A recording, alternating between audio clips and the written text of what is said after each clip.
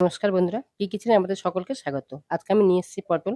পটল দিয়ে সম্পূর্ণ নতুন একটা দুর্দান্ত স্বাদের নিরামিষ রেসিপি বানাবো। তার জন্য পটলগুলো দেখুন আমি ছাড়াইনি। শুধু গায়ে যে পাতলা আঁশ থাকে চেঁচে নিয়েছি, নিয়ে দুচালা করে নিয়েছি। কিছু মসলা নিয়েছি এখানে আমি। মৌরি নিয়েছি, চিনাবাদাম নিয়েছি, কাজু নিয়েছি। আপনারা যেকোনো শুধু চিনাবাদাম দিয়েও করতে পারবেন, শুধু কাজু দিয়েও করতে পারবেন।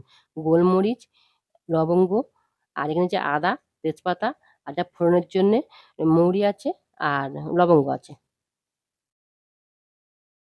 এখানে পটলে দিয়ে দেবো পরিমাণ মতো লবণ, অল্প একটু হলুদ গুঁড়ো, হলুদ খুব বেশি দেবো না, তেলটা কালো হয়ে যায়। একটু লঙ্কার গুঁড়ো, 1 চামচ বেসন, এখন একটু কম দেবো। এবার দেবো অল্প একটু সর্ষের তেল।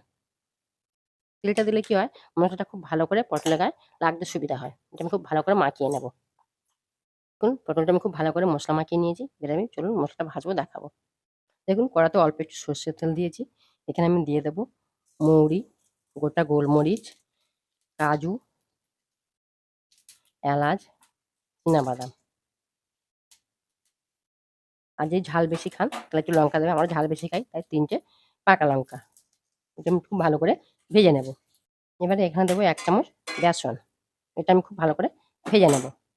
দেখুন এটা আমার খুব ভালো করে ভাজা হয়ে গেছে। এবার আমি এটা তুলে নেব। আমি যে মশলাটা ভেজে নিয়েছি এর ঠান্ডা হলে একটু লিকুইড দুধ দিয়ে আমি মিহি পেস্ট করে নেব। আপনারা পারলে জল দিয়েও পেস্ট করতে পারবেন। দেখুন কড়াতে আবার তেল দিয়ে দিয়েছি। এবার আমি পটলগুলো ভাজবো। আমি এখানে পুরোটা সরষের তেলে করছি। আপনারা চাইলে সাদা তেলেও করতে পারবেন। আমি পটলটা একবারে ভাজতে পারবো না, কারণ কড়া ছোট, দুবার যে ভাজবো। আর উল্টোপাল্টা লাল করে ভেজে তুলে নেব। দেখুন আমি এখানে টক দই নিয়েছি। টক দইয়ের মধ্যে দিয়ে দেবো পরিমাণ মতো লবণ, হলুদ গুঁড়ো, আর যেহেতু আমি কাঁচা লঙ্কা ব্যবহার করেছি, শুকনো লঙ্কা ব্যবহার করবো না, তাই কালারের জন্য দেবো অল্প একটু কাশ্মীরি লঙ্কার গুঁড়ো। এটা খুব ভালো করে মিশিয়ে নেব। পটল ভাজা তেলের মধ্যে অল্প একটু তেল দিয়েছি। এবার দিয়ে দেবো লবঙ্গ, গোটা মৌরি, আর দুটো তেজপাতা দিয়ে দেবো। এবার দেবো গ্রেট করা আদা। এবার দেবো ফেটানো টক দই। দেখুন টক দইয়ের জল ভাবটা শুকিয়ে গেছে, কি উপরে তেল উঠে গেছে। এবার আমি সেই বাটা মশলাটা দিয়ে দেবো। খুব ভালো করে কষিয়ে নেব। দেখুন মশলাটা আমার খুব ভালো করে কষানো হয়ে গেছে। এবার মিক্সির বাটি ধুয়ে দিয়ে দেবো পরিমাণ মতো জল। এবার আমি ফোটার জন্য অপেক্ষা করব। গ্রেভি ফুটে গেছে, এর ভাজা পটলগুলো দিয়ে দেবো।